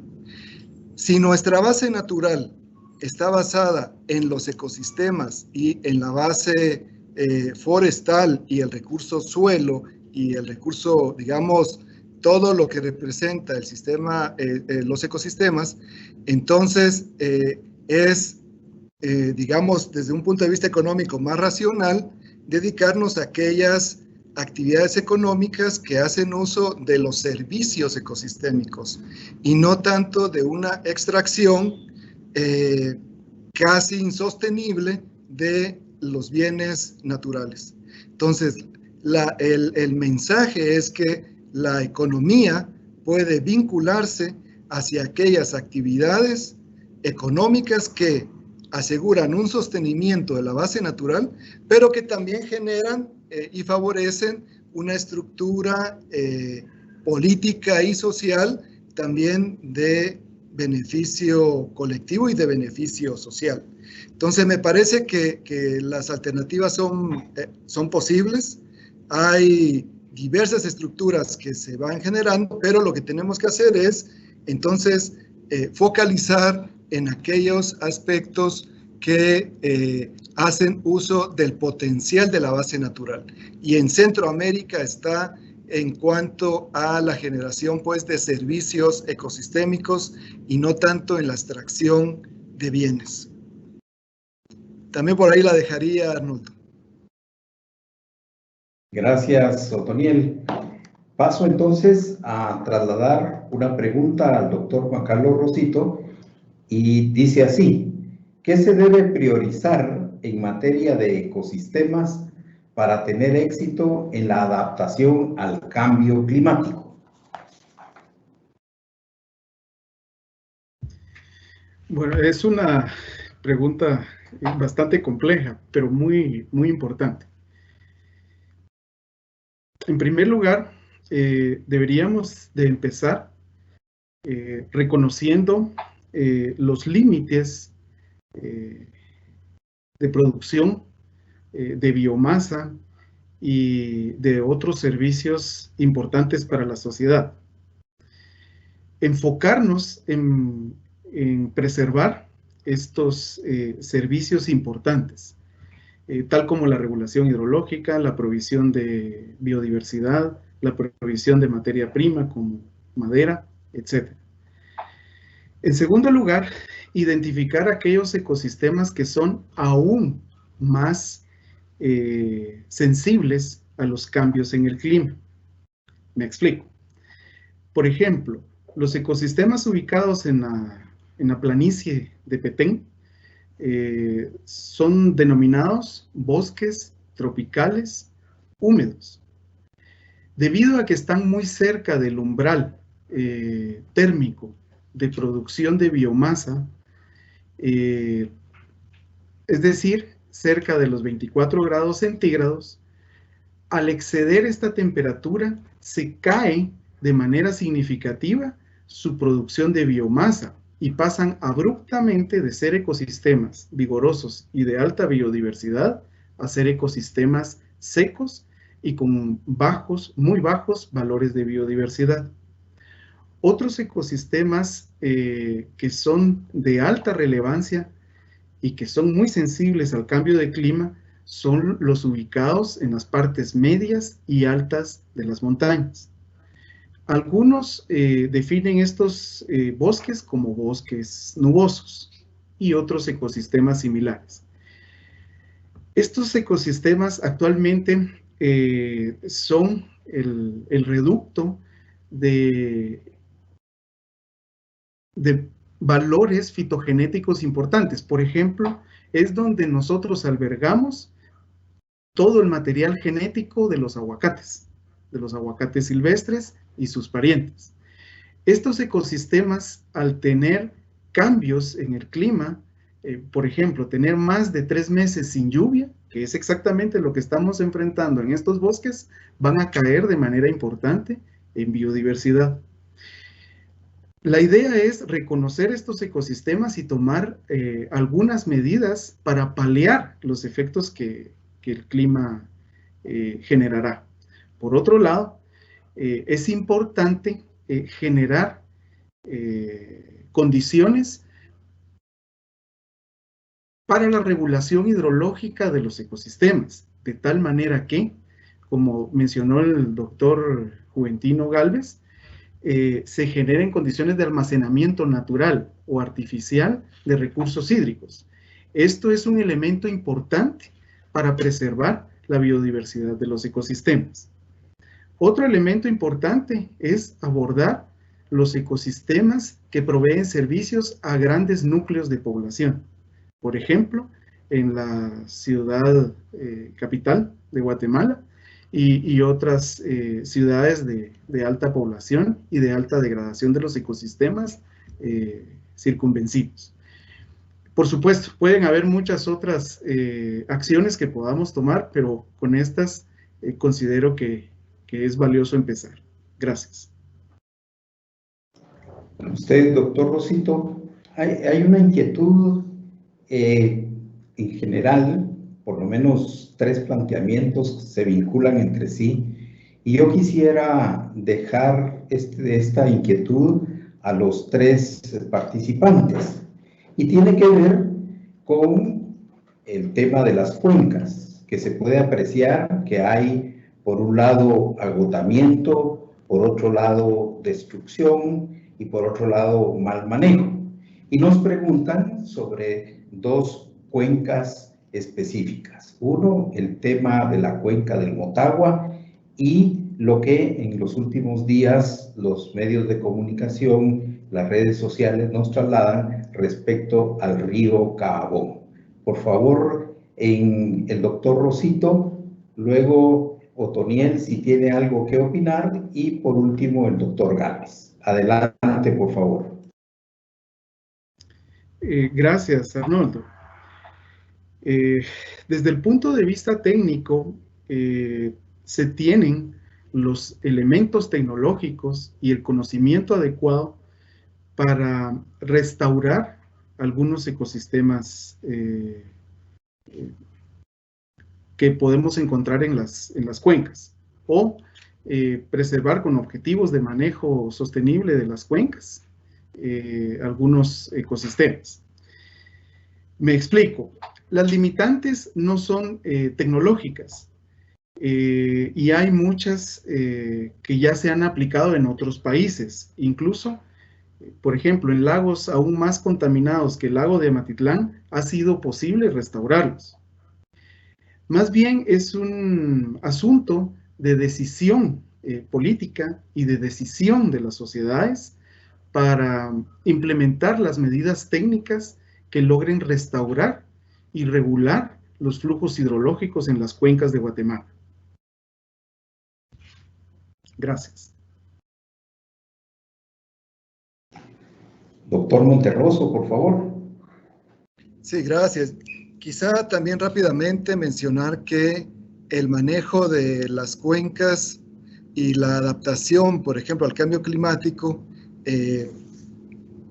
parte también del manejo de nuestros ecosistemas. Como mencionábamos anteriormente, esta relación es sistémica y tienen que verse, digamos, todos los elementos que conforman el sistema para poderlo atender.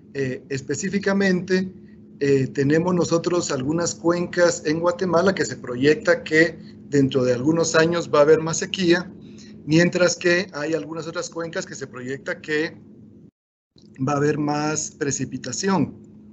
Y en medio, digamos, vamos a tener años en los que va a llover mucho y otros en los que va a llover menos. Entonces, nuestras proyecciones de clima se caracterizan por una alta vulnerabilidad en la precipitación.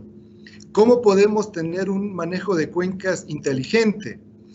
Necesitamos generar, digamos, sistemas en el que cuando llueve mucho, se permite un drenaje tanto superficial como subterráneo y de manera, digamos, adecuado en el tiempo, que no produzca desastres, y si no llueve, que el agua que tiene la cuenca se quede ahí mismo para ayudar a la producción y al consumo. Este manejo de las cuencas pasa por un manejo de nuestros ecosistemas.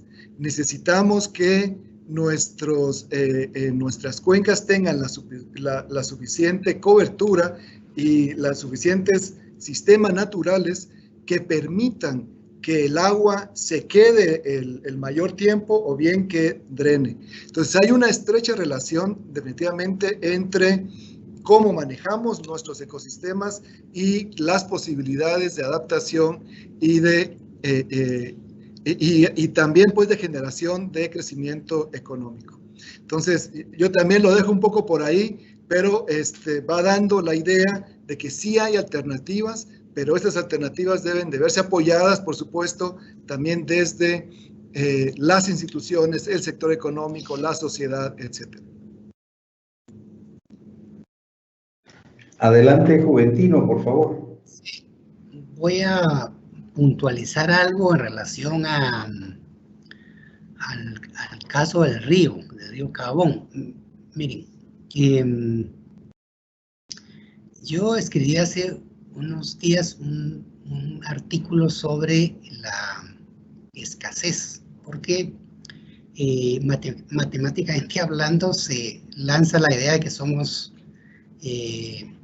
excedentarios en agua, o sea, que tenemos mucha agua. Y el problema es que eso sería cierto si tuviéramos unas capacidades extraordinarias digamos, de almacenamiento y distribución. Entonces, en realidad lo que tenemos es un escenario de escasez, porque lo que llueve fluye, nutre caudales, lagos, acuíferos, algunas corrientes subterráneas, queda agua en la capa digamos, superficial para la producción de granos básicos, pero en realidad hay una gran escasez de agua. Este es un país que genera disputas por la escasez de agua. O sea, no hay agua. Ese es un hecho, ¿verdad? Entonces, no hay, ¿cuáles son las respuestas? Por un lado, no hay inversiones en infraestructura, no la hay, ¿verdad? Y eso acentúa la disputa por la escasez. Y por otro lado, las regulaciones aplicables en este momento son obsoletas, o sea, casi todo está basado en el Código Civil de los años 60, de principios de los 60, creo que es del 63, y de las ley del Ejecutivo que le da mandatos a los ministerios y de los mandatos que tienen las municipalidades. Entonces, utilizando esa normativa, se dan derechos, se autorizan derechos sobre los caudales, como en el caso del río Cabón. Y en realidad, en una disputa gana el que más poder tiene y más fuerza tiene. Por supuesto que, inspirados en lo que dice la Constitución con respecto a la condición de bien público del agua, el gobierno tendría la prerrogativa de privilegiar el uso comunitario, el uso domiciliar, y solo autorizar proyectos, digamos, masivos, en la medida que se demuestre que el balance hídrico no va a afectar la prioridad que tiene que ser el agua para las personas. Pero el gobierno no hace uso de esa prerrogativa. Más bien, el gobierno lo que hace es facilitar el acaparamiento de agua, y eso lo digo pues tranquilamente porque la realidad a uno aquí no lo deja mentir. Eso es lo que está pasando, ¿verdad? No solo en el Cabón, sino que en muchos otros lados. Y espero haber ayudado a resolver ahí esta inquietud, que obviamente da para conversar muchísimo tiempo. Muchas gracias. Efectivamente, señores expositores, panelistas, comentaristas, dado pues que estos temas son profundamente, tocan diversidad de aristas de la realidad nacional. Tengo acá una última pregunta y está dirigida específicamente al doctor Juventino Gálvez. Nos la envía el ingeniero agrónomo Benedicto Lucas. Dice así: en Guatemala se asocia mucho el tema de ganadería y agricultura como elemento que coadyuva a la deforestación, específicamente en Petén. Es posible que las primeras e inmediatas medidas para la deforestación sean proyectos a gran escala de ganadería sostenible o climáticamente inteligente, junto con las agrocadenas agrícolas productivas. ¿O es complejo abordar estas ideas como Estado? Esa es la pregunta que nos enviaron por las redes. Adelante, Juventino.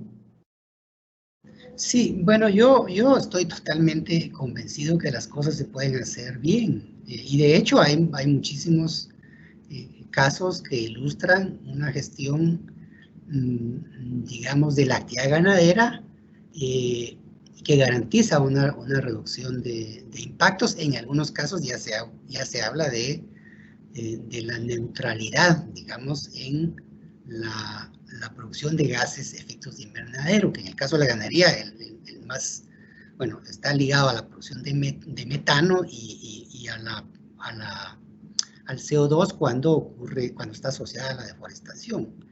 Yo creo que aquí no hay ningún secreto detrás. Si el país se aferrara a políticas públicas de largo alcance y acondicionar a capacidades, digamos, financieras y humanas para darle respaldo a las políticas públicas, por supuesto que podríamos estabilizar primero todas estas trayectorias de agotamiento, degradación, contaminación y revertirlas luego.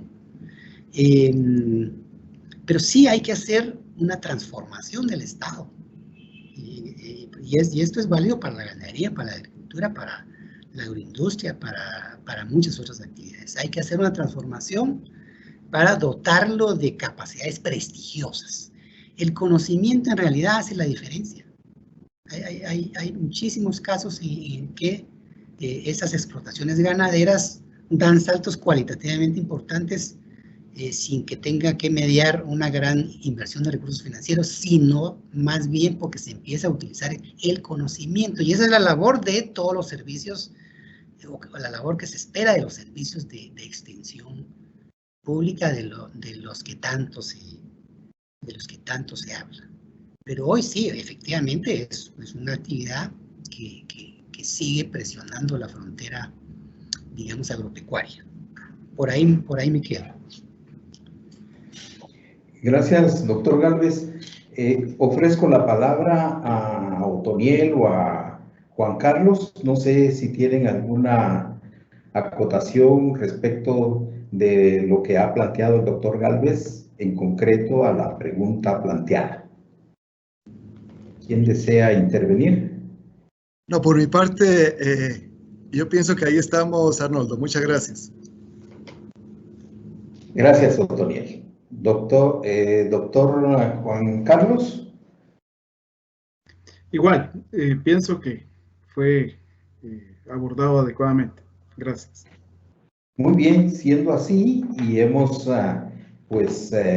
respondido también a las inquietudes de los participantes, quiero agradecer en nombre del Consejo Económico y Social de Guatemala estas 3 valiosas intervenciones en una temática de estudio complejo. Tal como abordábamos inicialmente, pues se trata de la necesidad de abordar las amenazas a los ecosistemas. Y cuando hablamos de los ecosistemas, estamos también hablando de la vida del ser humano. No está fuera, está adentro del ecosistema, y el tema sustantivo que recogemos con mucha inquietud es el planteamiento respecto de la urgente necesidad de plantear políticas públicas de largo aliento en estas materias. Agradezco a nuestros 3 participantes, al doctor Juventino Gálvez, al doctor Otoniel Monterroso y al doctor Juan Carlos Rosito, y a cada uno de ustedes que estuvieron participando, comentando, haciendo consultas, y obviamente quienes nos han observado durante estas 2 horas 18 minutos que tuvimos pues esta lluvia de conocimiento. Muchas gracias a todos y feliz tarde. Atentos a nuestras redes sociales de CES, que para el mes de mayo vamos a abordar el ODS 16, paz, justicia e instituciones sólidas. Muchas gracias y feliz tarde.